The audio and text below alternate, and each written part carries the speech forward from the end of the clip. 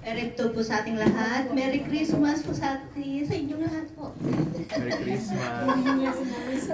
Good to see you, Brother Jed. Muli sa kapatid natin si Brother Junior, JR. Saka si Sister. Ano? Pangalan ko Ana Marie. Merry Christmas. Dadako na po tayo sa tithes and offering. Praise God. Basahin po natin sa book ng Deuteronomy, chapter 8, verse 18. Kundi alalahanin mo ang Panginoong mong Diyos sapagkat Siya ang nagbigay sa iyo ng kapangyarihan upang magkaroon ka ng kayamanan, upang Kanyang papagtibayin ang Kanyang tipan na Kanyang ipinangako sa inyong mga ninuno, gaya nga sa araw nito. Alam ko po mga kapatid na tayong lahat ay palaging nakakarinig ng mga salita about po sa pagbibigay sa tithes and offering. At alam ko po na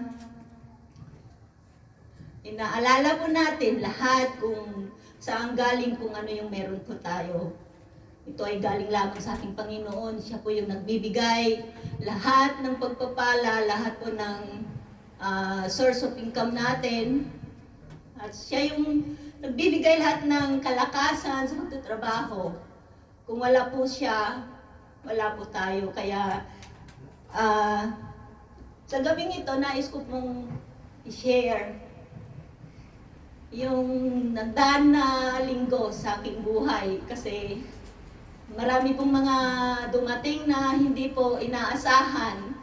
At salamat sa Panginoon sa Kanyang paggabay, pag-iingat sa aking buhay, na kahit ano yung mga nangyari sa akin ay hindi po iyon yung dahilan para panghinahan po ako sa pagbibigay ng tithes, na yun yung inuutos ng ating Diyos na ibabalik sa Kanya. Ay patuloy pa rin ako na kahit anong darating na problema, pinagdadaanan sa pinansyal, hindi po yung dahilan para panghinaan ako tumigil sa aking pagbibigay. Salamat sa Kanyang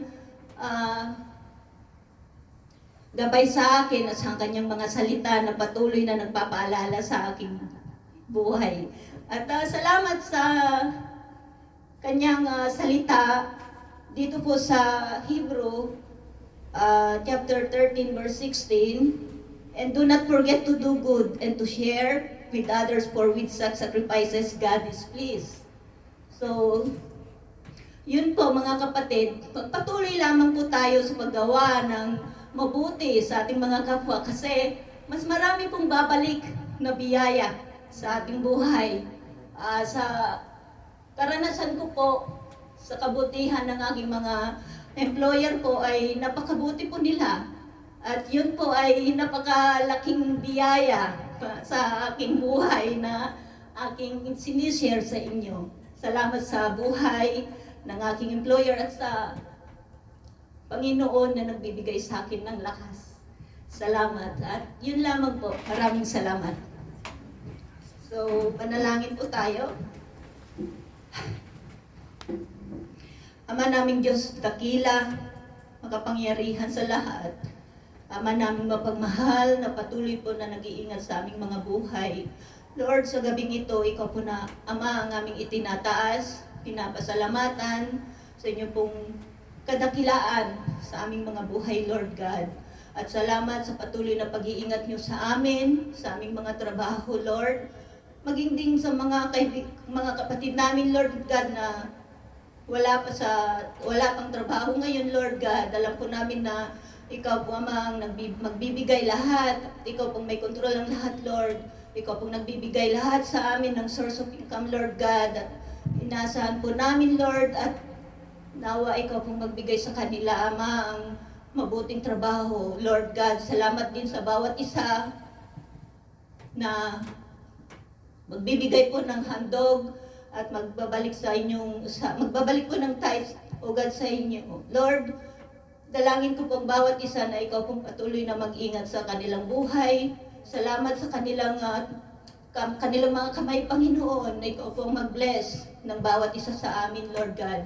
At sa ikapo nito, Panginoon, sa gabing ito, aming itinataas sa inyo, na ikaw pong mag-bless, Lord, multiply, O God, at magamit lamang ito, Ama, sa inyo pong iglesia, at ikakalago po, O God.